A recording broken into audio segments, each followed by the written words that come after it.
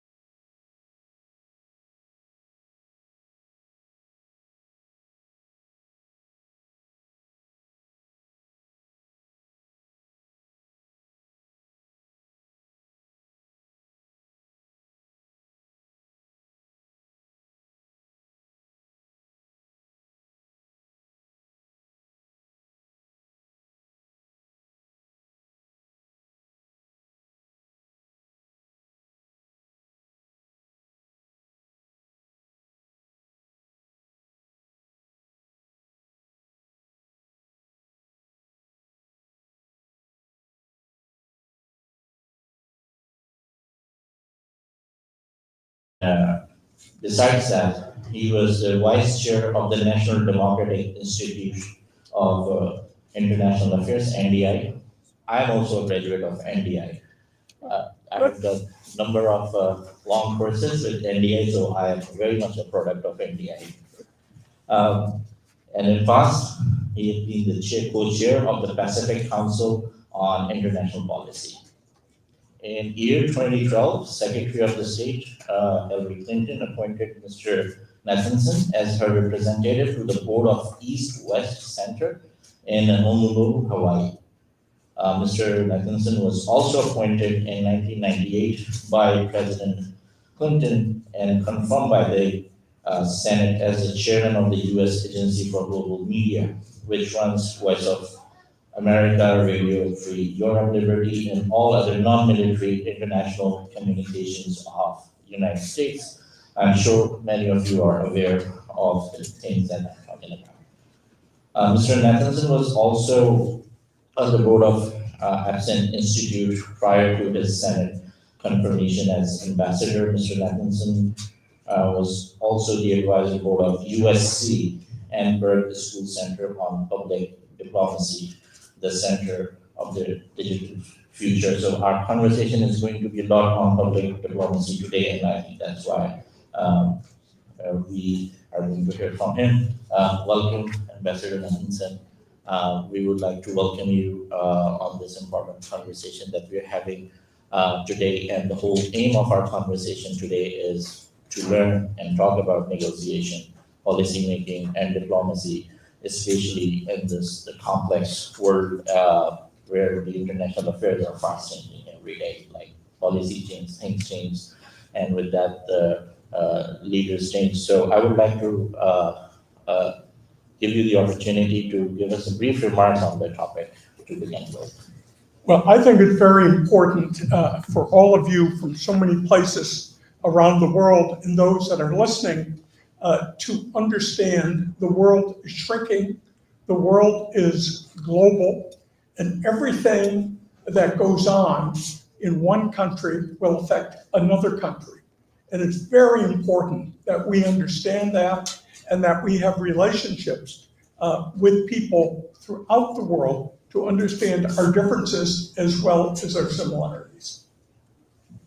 So I wanted to ask you about the role of the public diplomacy, especially in this complex world, and how young people can actually play their part in the public diplomacy, and how they can, use the power of negotiation, especially those who are also the students, but also who are activists.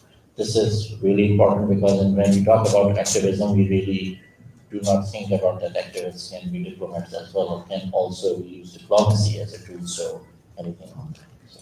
Well, public diplomacy, as many of you know, not just in the United States, but throughout the world, can be a critical and important tool to get your message, to get your point of view across, to have dialogues.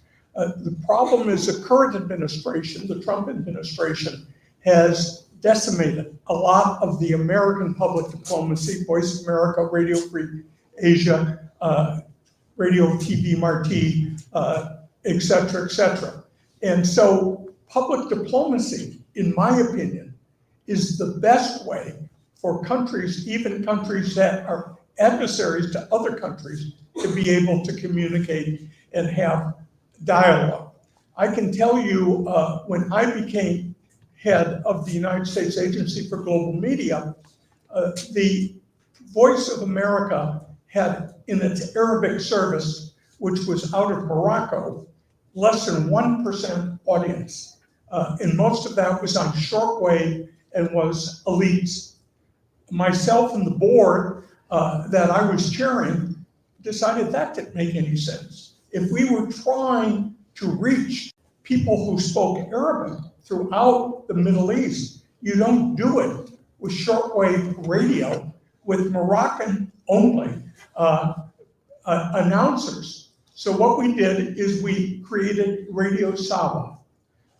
Many of the senators of the United States were against that, because our plan was to play music, both American music and Arabic music, on the top 40 format. On our board, I recruited Norm Pattis, the late Norm Pattis, who founded Westwood one of the largest syndicators of radio music, Casey Kasem, and his format. And we copied that format and put the news on every 15 minutes and half hour. Well, people started to tune in. We negotiated with all the governments in the Middle East. Some allowed us, some would not allow us. And before long, in the ages of 25 and under, in major cities, whether we're talking Amman, Beirut, in Kuwait, in other places, the audience was huge and started to listen to it on either FM or AM. In the case of Egypt, it was AM. In most places, it was FM radio. Why? Because that's what the youth wanted. They wanted to hear the music of different countries as well as their own country. And we, in the United States, were putting on the news as we saw the news. And people may agree or disagree with it, but at least we had an audience. So that's just one example of the importance of public diplomacy. In the fall of the Soviet Union, you will see that many people, including the former Secretary of State, Condi Rice, wrote her dissertation on the effect of MTV coming into the Soviet Union and the effect that MTV played on opening up people's minds and ideas toward the West. That's very, very important because you're touching the topics of the cultural diplomacy as well.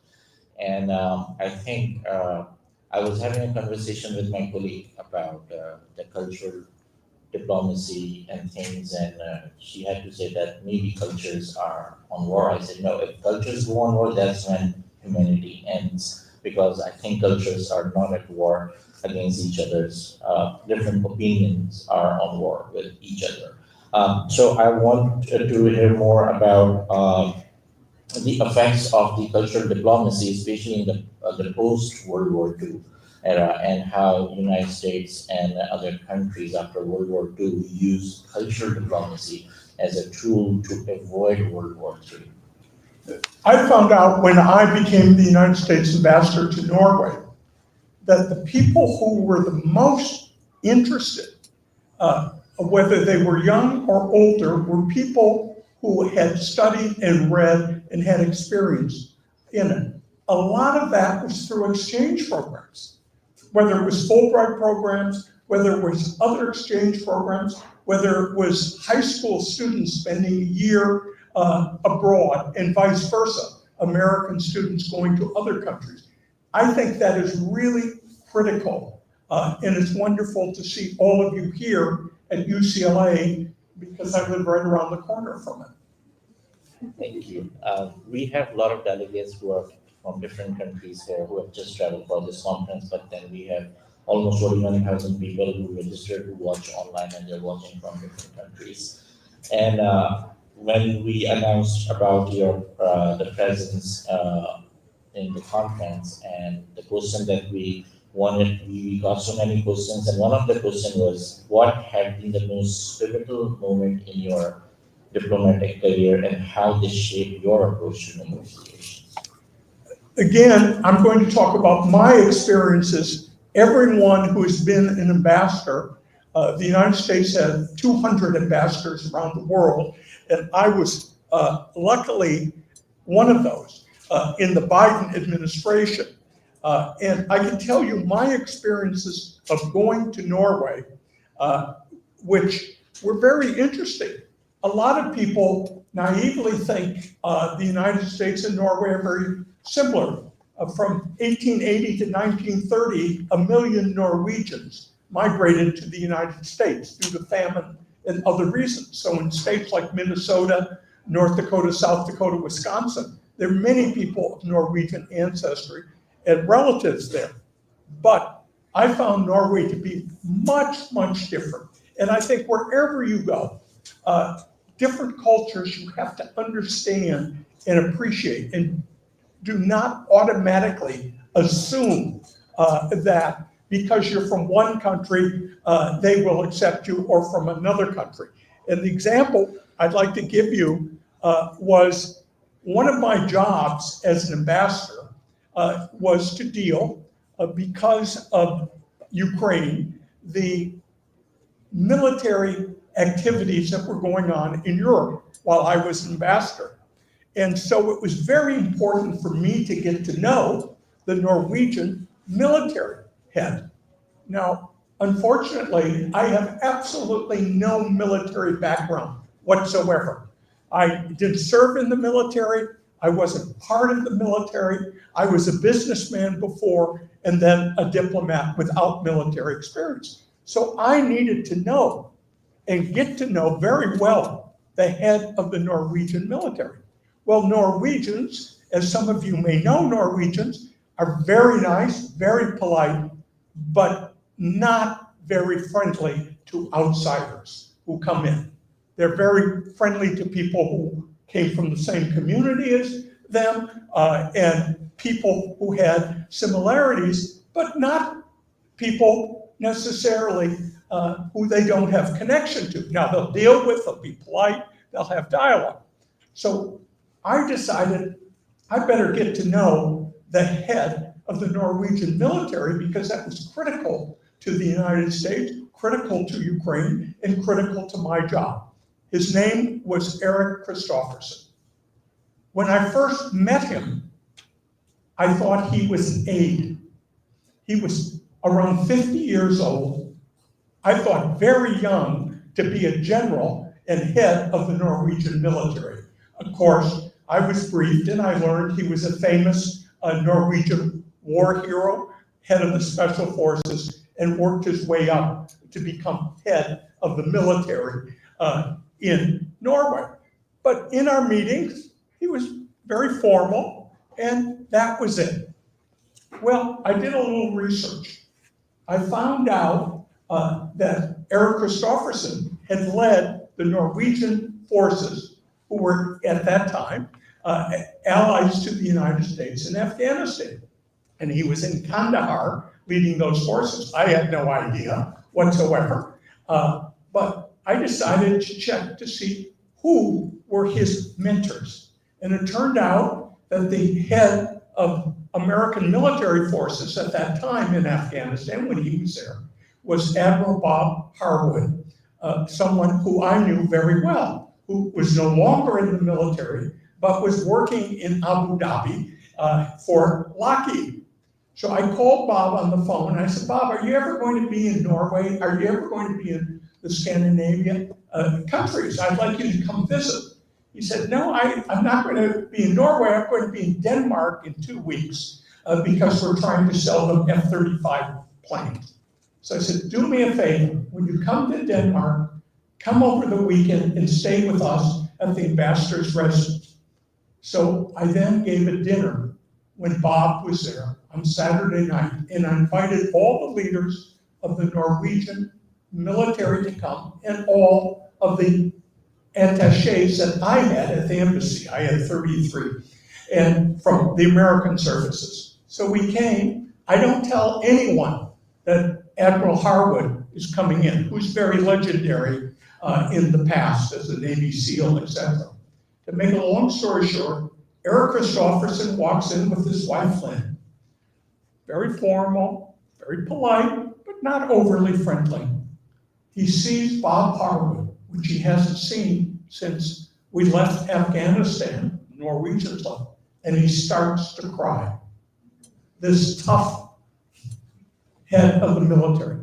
From that time, Erik Kristoffersen and I became best friends because we had a common friend. That's all it took, was one friend in common.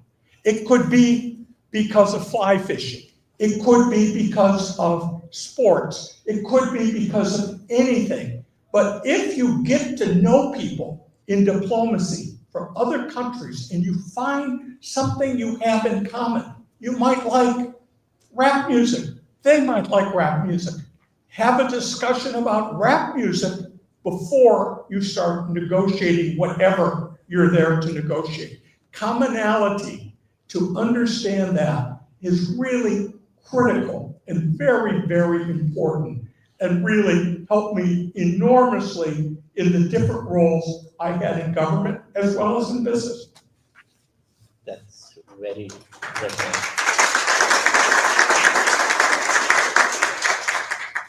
I try to find, when I do practice that, and I try to find if someone likes to hike. Good. Yeah, and it sometimes really works. That is one masterclass tip. Well, And you don't want to go skiing with the Norwegians, I can tell you that. the champs.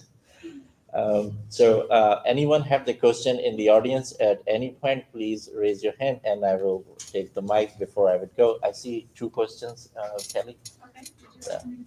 Yes, one with the gentleman and the 1, 2, 3. Um, so myself, Mohammed Zainal Abidin, and I'm from Pakistan originally. So my question was regarding that you mentioned earlier about the cultural diplomacy, and you were talking about the effects it have on peacekeeping and all that stuff. So, like what I have seen, especially in the third world countries, the cultural diplomacy, or I could say, it has been used as a tool, a cultural tool to, you could say, grab the top elites of the third world countries, and then the Western parts we have seen using them as for their dirty works in politics and all that stuff to overthrow governments and all this. So like it has been labeled like it is used to keep the peace, but at the same time they are doing all that thing behind the curtains that are actually you could say endangering the world's peace. So when it comes to the youth, like the youth is more eager that democracy should be promoted and because so that their voices could be heard. But the democracy requires a transparent government, and but the transparent government is impossible when these cultural tools are being used by the Western powers to interfere into the internal matters of the country. For example, like my country, it was established during the Cold War and in 1947, and we saw dictatorships thrive for like decades, not just one decade. Like each dictator, they stayed there for decades, and then the war on terror, another dictator came in, and now we have a very complex system that I am not supposed to talk here because I have to go back to my country. But what we see that every time there is an interest of the Western powers in that country, they don't care about that thing like the democracy and all that stuff. They just play these dirty political games, and we saw that the peace being endangered.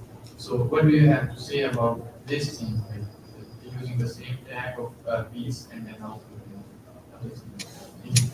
I think what he's trying to say is cultural diplomacy has been used to promote corruption, and what are you saying that it doesn't care about people much that are from the country, but then the leaders of the country have used that tool, and also the Western countries say that have leveraged cultural diplomacy to control the leaders. I can tell you that many times the leaders or the oligarchs or the powerful people don't want different opinions. They don't want to hear from the youth.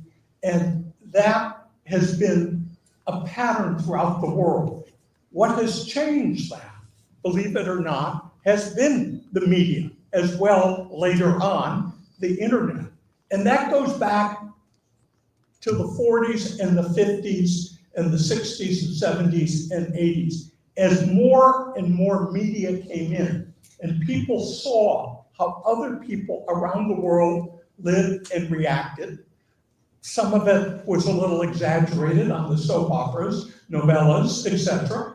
But you got an understanding, and you saw they were people just like you.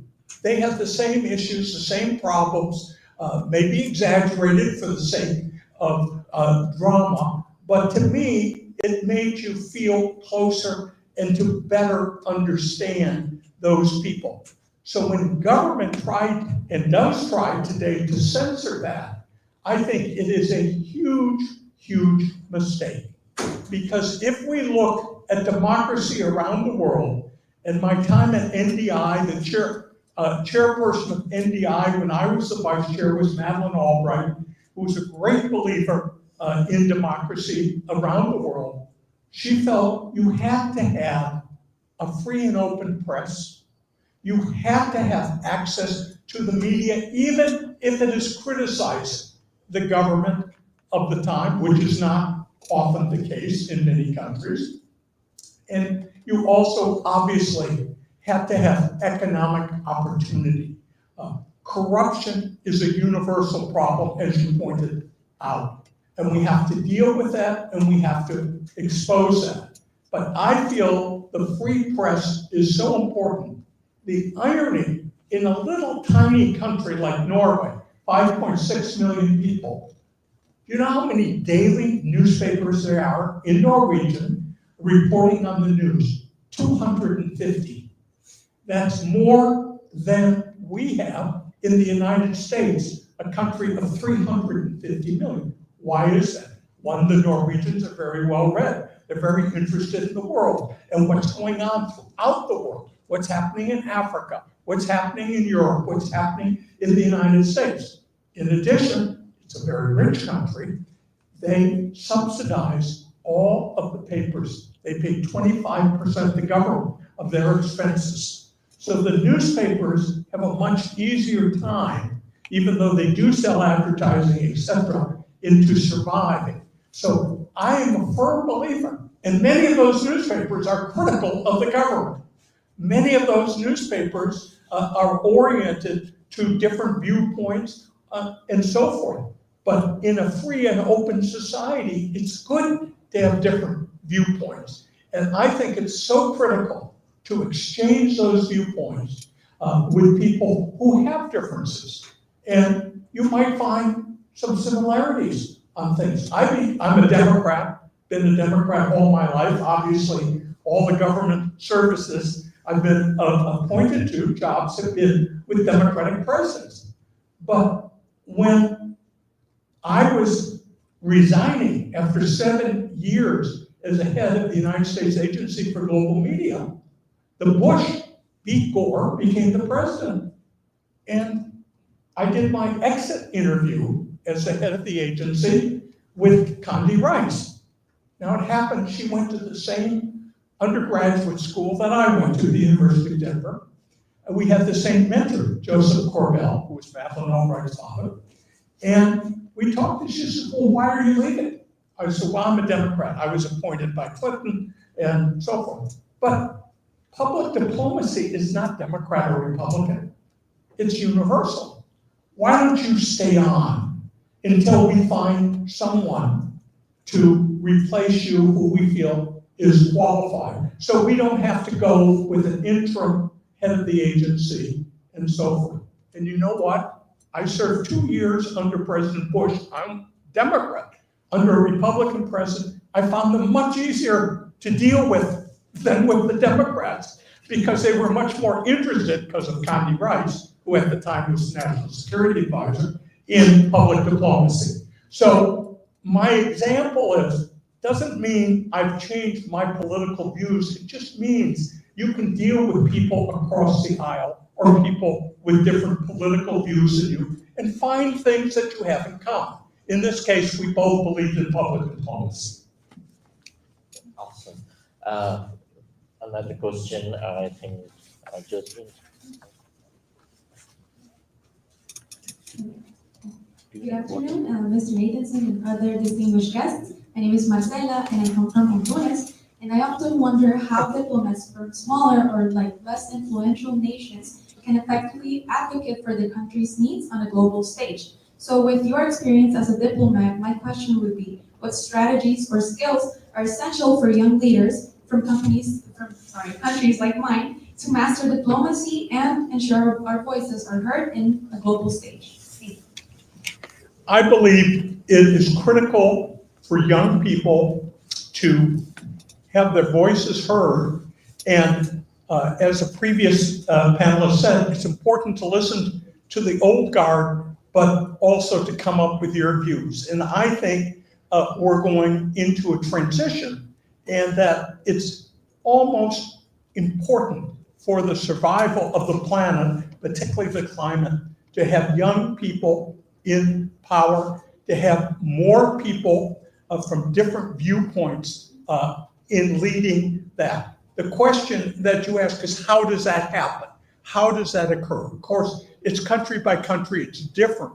But in the United States, I urge people who are interested in international affairs to join organizations in their communities that usually have either youth programs or special activities for young people so they can hear speakers, so they can interact, so they can voice their opinion on panels. Not just the old people, but the young people with new and refreshing viewpoints, because the world is changing. How we communicate is changing. So it's particularly important that we, all of us, engage, and not just with our peer group or not just with people who have similar views or demographics as ourselves. Thank you. Any more question?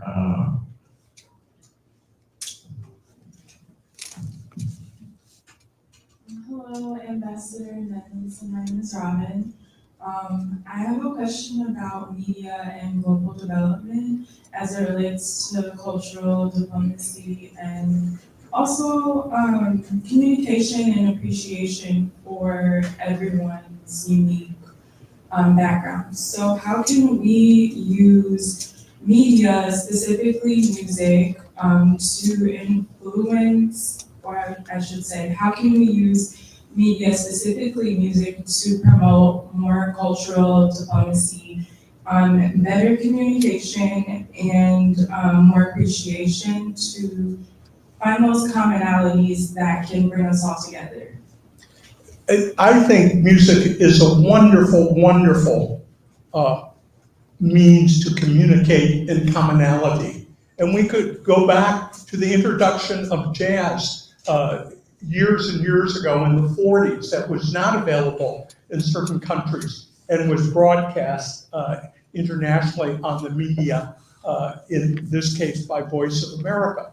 Current media needs to embrace this. I think that TikTok, other forums have done a much better job of explaining this, despite concerns by various establishment people in power about it. I think the audience is the key. The audience will determine where the media will be, where the advertising will be, where the promotion will be. And if you are current with what your music is and how it speaks to other youth around the world, you will gain an audience, and eventually you will have media outlets who will want and will come to you for that type of music or discussion or dialogue. Thank you. Any other question in the room? Josephine, let's see.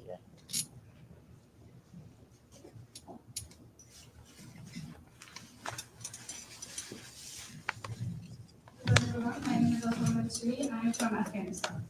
And I want to ask. I've been to your beautiful country. Thank you so much. And I miss my country a lot. My question is, in your view, how can cultural diplomacy support Afghanistan in the current situation because of all the challenges under this regime that currently rule in Afghanistan? And what role should the international community play more to stretch this effort? Well, my experience in Norway with both the Norwegians as well as the Americans were very concerned about the education of women and what was going on. And we were in constant dialogue, and particularly with the Norwegians were very helpful in their communications with the Taliban, and to try to emphasize the importance of universal education for everyone. We've not been successful, but I believe if Afghanistan wants to emerge in the world order, in the world power, they must open up the education to all the people of Afghanistan. And the other countries, whatever they are, whatever their views are, must encourage that to happen. Thank you. Any other question from any young person in the room? I have a whole lot of questions that's coming online. So one of the questions is related that's coming and also of our organization is International Organization of Youth. And it's related to the literature and the role of literature in cultural diplomacy, how important it is and how effective it is. Can you define it more? Literature, It's very broad. literature means how literature brings people like especially the cultural literature, historical literature, for example, Shakespeare, his work, and a lot of other work. I studied Shakespeare back in Dubai, and that was my first introduction to Shakespeare. And then through Shakespeare, I learned a whole lot about that culture and the Western culture, altogether. So the question is how literature can be effective in bringing people together from different countries and different cultures. I think it is so important that we expose the youth throughout countries to different authors, not from their country, but from other countries, telling the story of their lives and what has occurred. And literature, whether it is back to the time of Shakespeare or current in Uganda, what life is like and how that can affect you, how it's different, how it's similar. And the more exposure that you have to international literature, in many cases has with translations, I think is really important to do, to understand culture and to have a broad viewpoint of that. Strangely enough, Netflix, which is based here in Los Angeles, and Ted Sarandos, who runs it, 70% of their programming, their streaming services, is people outside of the United States. And they're trying to get more and more, it's not literature, it's stories or shows that take place in other countries. And hopefully get people to tune into those to help local television and movie producers have an outlet for their programming.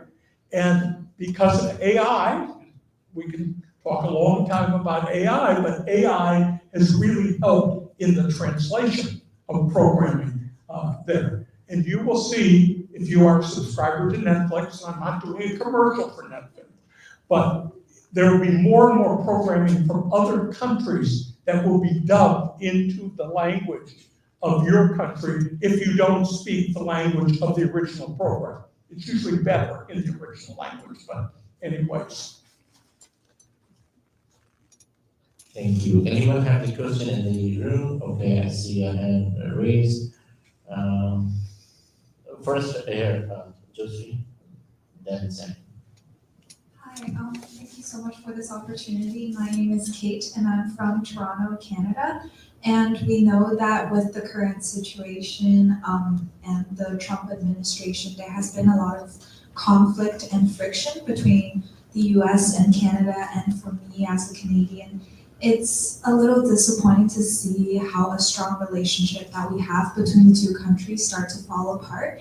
And as youth today, I know a lot of people in my country would also want to take part in merging the connections again between these two nations, as we're really close neighbors. So how do you think youth engagement and just the engagement from the people in general can play a role in this situation in terms of culture diplomacy? Well, I think that's a very good question. I have many Canadian relatives myself. What has happened in the last 100 days of our relationship with many countries, but including Canada. And I think the way around that is to have more and more people-to-people, groups-to-group exchange, particularly among youth, probably outside of government, so they can interact and so they can see their commonality. My relatives at the turn of the century, half of my grandfather's brothers moved to Canada. The other half stayed in Minnesota. They were still brothers. They lived in different countries. And I think that has to be the attitude we have between particularly Canada, but different countries. I think the same thing we can be said about countries throughout the world. The more chances for dialogue and exchange among youth, the better the world will be. Thank you. Okay, I hope you can hear me. Hi, I'm Tina from Russia. I have a question, like general question, I suppose. Given the current like political climate, where many people in Europe, especially, they hold prejudice against Russian people in general. So, how we can raise awareness, for example, about the issues within our country, promote our culture, or like advocate for peace, without rejecting our cultural heritage and legacy. I think it happens in other countries that are currently at war with someone, with other countries, and what kind of framework, for example, what approach would you recommend for communicating these ideas actively on social media, for example? I've been to Russia many times, and I find the people have a lot in common with the people in my country. The governments obviously have been apart since Ukraine. That may or may not change in the future, but the point of it is, on a people-to-people basis, I don't see a big problem. When I first went to Russia and I was in college, and this was under the Soviets, obviously, more and more youth came up to me and wanted to buy my blue jeans because they weren't available at that time. In Russia, they had the same interest in the clothes that they saw on whatever media, and it told me the similarities between the two cultures. And I've always believed that is the case. I think we have to get over right now. I can tell you that in Norway, I was very, very unpopular with the Russian ambassador there because of Ukraine, but it was not personal. It was our countries had two different viewpoints on that subject, and that was something that was different. On other subjects, family, fishing, chess, there were a lot of similarities. So we need to know people beyond the policies, the big picture policies of our country, and get to know people as individuals. Thank you. Just Good afternoon, everyone. My name is Iskwa, and I'm from the Republic Democratic of Congo. I really appreciate the current administration for the efforts that are made between the country and the United States. But I was kind of disappointed because it looks like we are now losing humanity. The United States waited until there is a deal between the two countries for them to get fully involved with the current conflict that is going on in the country. So I have a question for you. What are the measures should be taken by government in the future to boost diplomacy without waiting for deals like this? Thank you. It's very interesting, particularly in a wonderful country like the Congo, which has enormous resources, a large population, but they've had strife with different factions in the country throughout the years. But the possibility there of the potential is really enormous. Now, how can other countries deal with that? I think one of the things we have to do is to get together to understand how the climate is changing all of our countries, but particularly in areas of Africa, not just the Congo, but throughout. For example, seeds there do not adapt to the warmer climate that 2 million farmers are planting today in Africa. We are working together, country to country, are able to modify those seeds so that they can adjust to the climate change in order to have crops. But we can't do that without the input of the farmers of that country, because they know better what the people want, what they want to harvest, what they want to produce. And that's just one example that most people never talk about, is the famine and the ability to modify and produce locally the agricultural products that people want. Today, there's been so much sophistication made in able to adjust seeds to that area. And that's just one area. We have to get governments of our country, all of our countries, off some of these major issues that are holding up this dialogue and work on problems such as food security that we all care about and we can all deal with and improve. Thank you. We'll take two last questions. One and then two. Hello. Hi. My name is Hussein Boja. I'm from the Gambia, based in Switzerland, Geneva. As someone from Africa, a very diverse continent, we have many languages, and I feel like sometimes it's very easier to travel Europe than Africa, because as a Nigerian, if you go to Senegal, which is in the West Africa, the moment you speak English, it seems as like a threat, because they are not going to understand you. And if a Nigerian comes to Gambia, we are afraid of them. So there is a very vast cultural diversity. So my question is, how will someone connect Africa based on cultural development and cultural diplomacy? You know, my grandson, who at the time was, I think, 16 or 17, went to a 2-week conference in Aspen, Colorado, put on by the Aspen Institute. And there were kids from all over the world, including from Africa. And they had very little exposure to each other. By the end of that 2 weeks, they found much more commonality than differences. And so I don't know how we duplicate that on a much larger scale, but I think it is critical to do that. One of the greatest events of my life is I was in South Africa, and I had a meeting with Nelson Mandela, and he wanted to meet with me to thank me for being head of Voice of America. And I didn't know why Nelson Mandela, this great historical leader, would want to meet with me.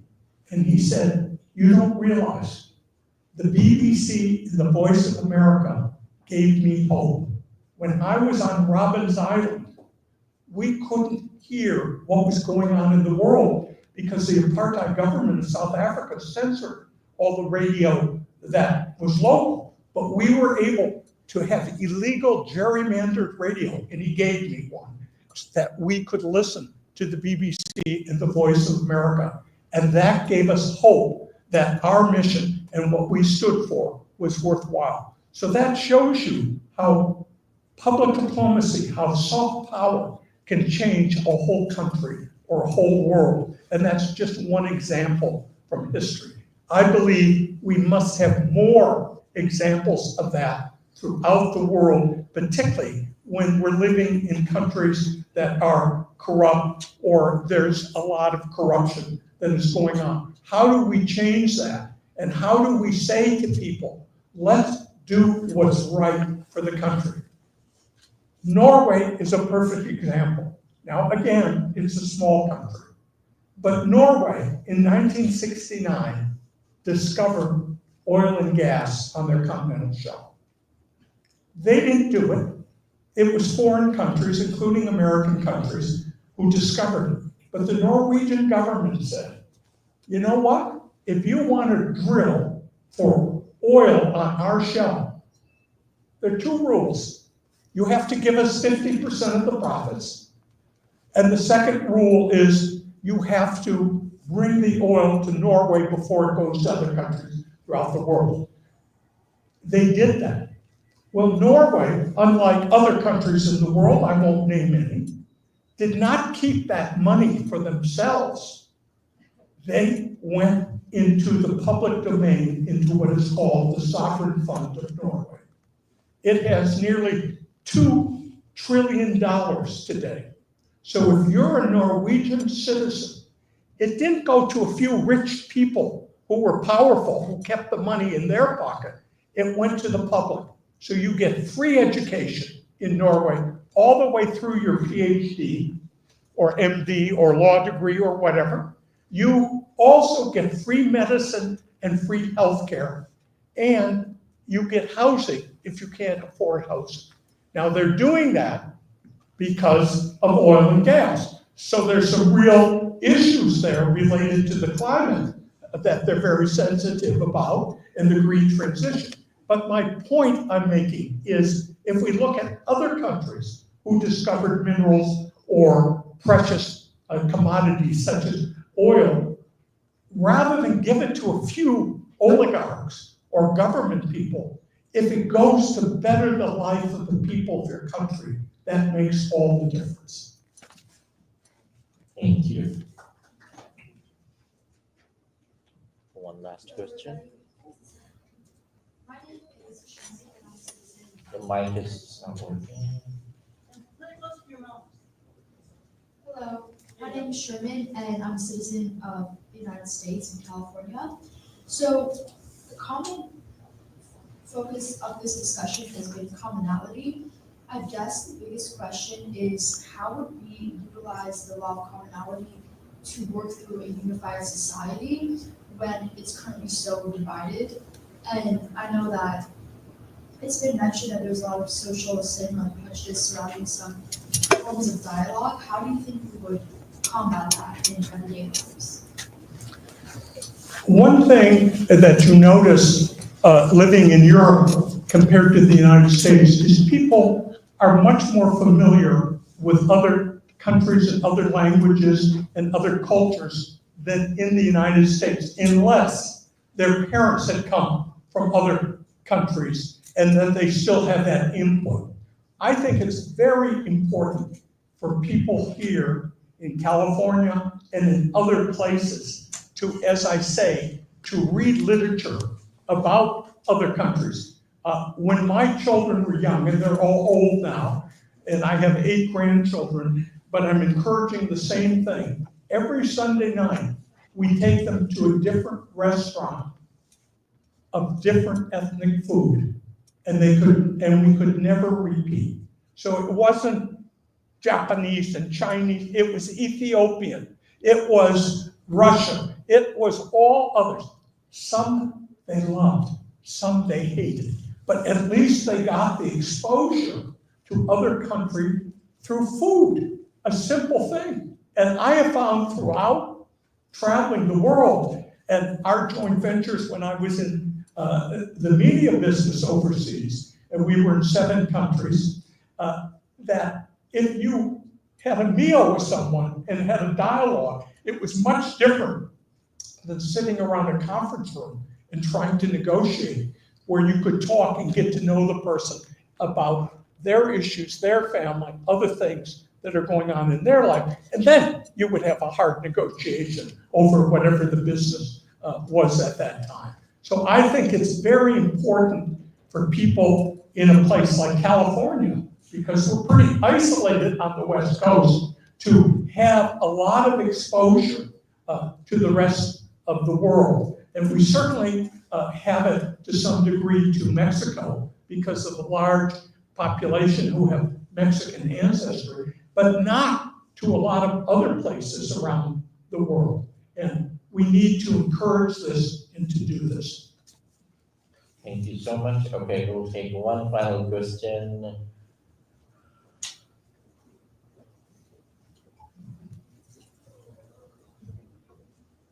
So pretty much, and my name is Axel. I'm from California myself, so this is why I'm asking this question. So how do we communicate better with other countries and things like that? If I feel like with technology, we're becoming very distant, very isolated, you know? So as individuals, we already kind of don't communicate the same like how we used to, you know? So then, and that's just within our, city and things like that. So how am I gonna communicate or read or really communicate with other people in other countries if it's we're isolated, you know?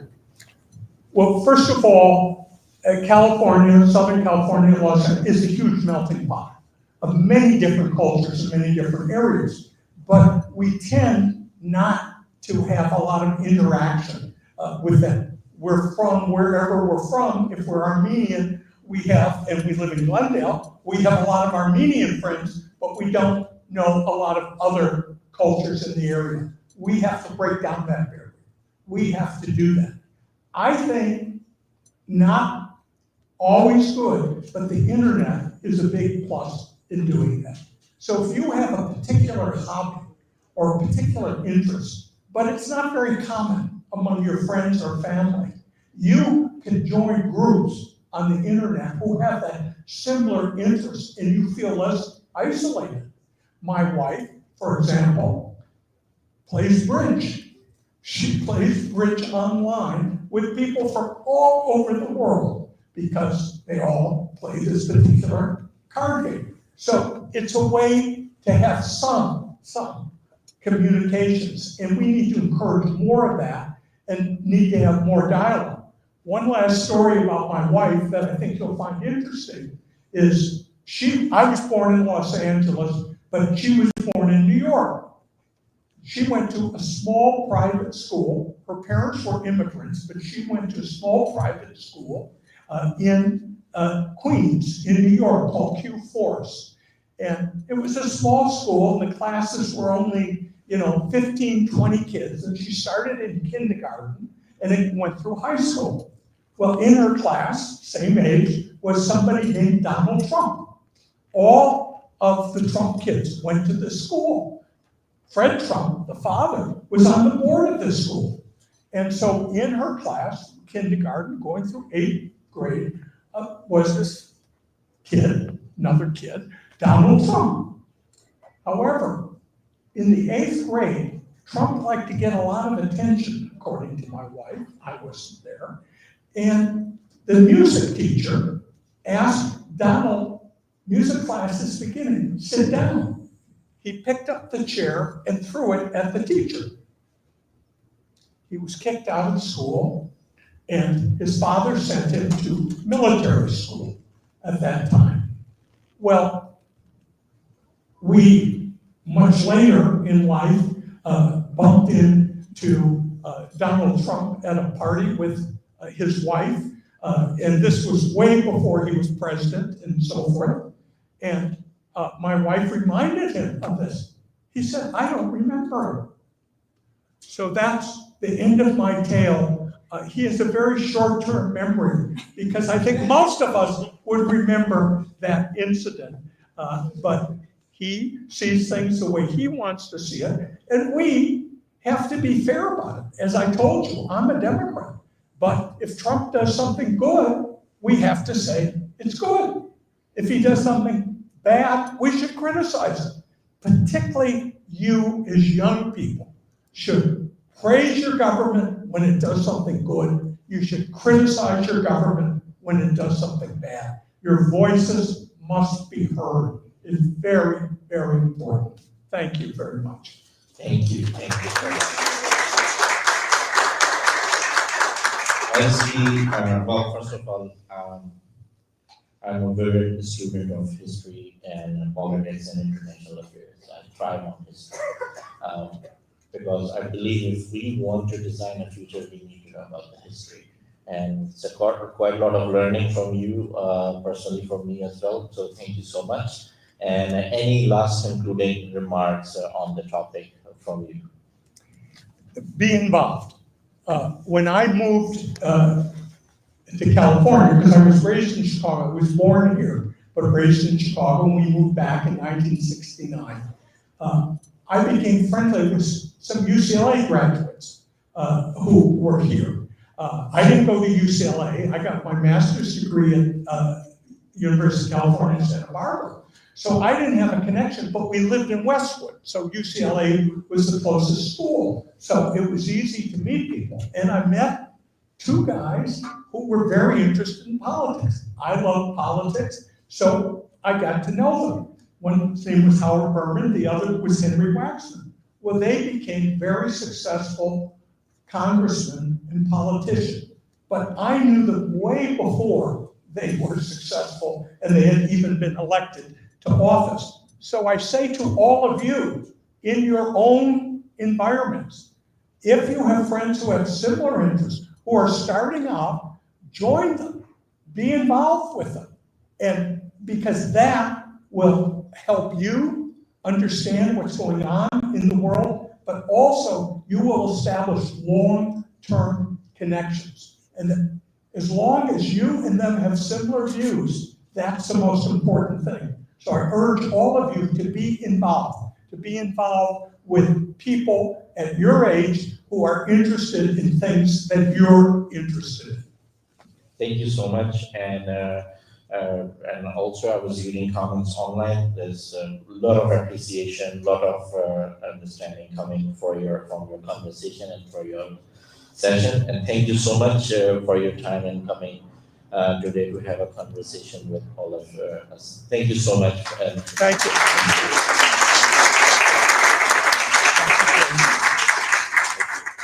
It was a great conversation.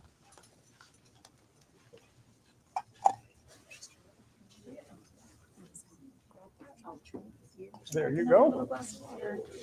Oh, no, I'm fine. Great session. Hi, Mark Nathan. Great, who's my boss? Can you take a picture of me and Mark? My boss? Yeah, I don't know why we're sitting behind us. Oh, actually, no. But he's my boss. Thank you. Yeah, thank you, sir. Pleasure. Yeah, thank you so much. It's Good, really a thank wonderful you. conversation.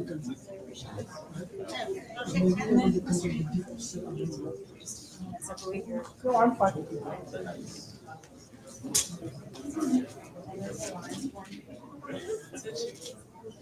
Thank you. We will have to have you more often.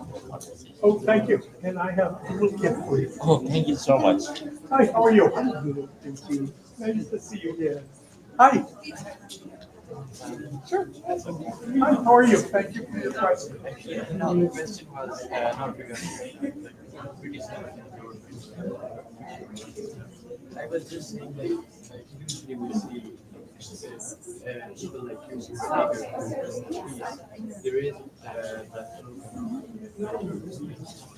but then the particular question in the country that are actually supposed to leadership. No, you're absolutely right. Yeah, and like I can say like my campaign has done a lot of things for your country throughout World War, terror, and I do not deny it. And I don't regret it. I can say we were on the right side of history, maybe. Maybe, we'll see. Well, that's another thing. But the thing that I want to say is that don't you think there should be light shedding on the fact that the youth from the countries like third world countries I'm not but I'm Good. the thing we face that we do not get recognition until we don't get in the West, until we don't get recognition from partners. Even in the Westerners know that the people in our country, they are they're corrupt and they're not any group or anything. Step forward into the limelight. But some will, and hopefully that will change. And there will be a new generation, and they may be more open and that's what I hope happens. If it's not the whole, then I don't see it's just not so like No, I'm very friendly with you and he was in my class. And, you know, he's very interested in the So I'm just saying, it's not everything, but there are issues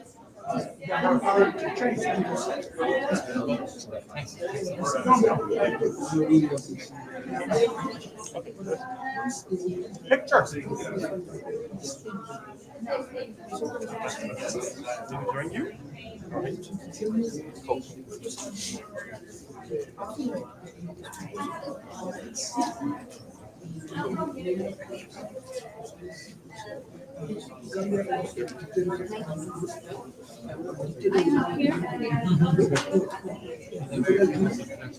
Oh, yes, thank you. How are you?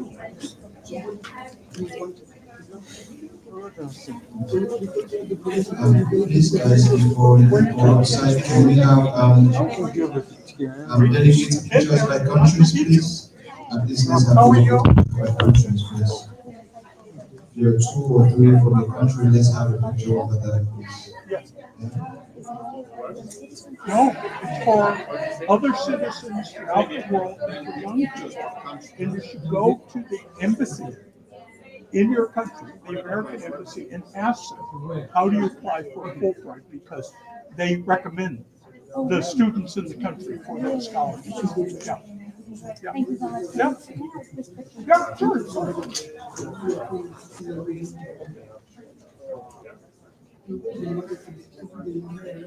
Thank you so much. How are you? I am fine. I am from Peshawar, from Pakistan. I see. Yeah. So yeah, basically I was mentored in the State Department during a global sport mentoring program, and I own an organization near to Pakistan, my son board, where we empower persons with disabilities and women through sports. Good. Great. Currently, I'm here to define my action plan, and this one is gonna. Well, sports are great. The panel before was talking about sport, but sports are also a great way for people to come together. Sure. It's in Bangladesh. If you are from Bangladesh, please. I'm sorry, I missed the picture with you.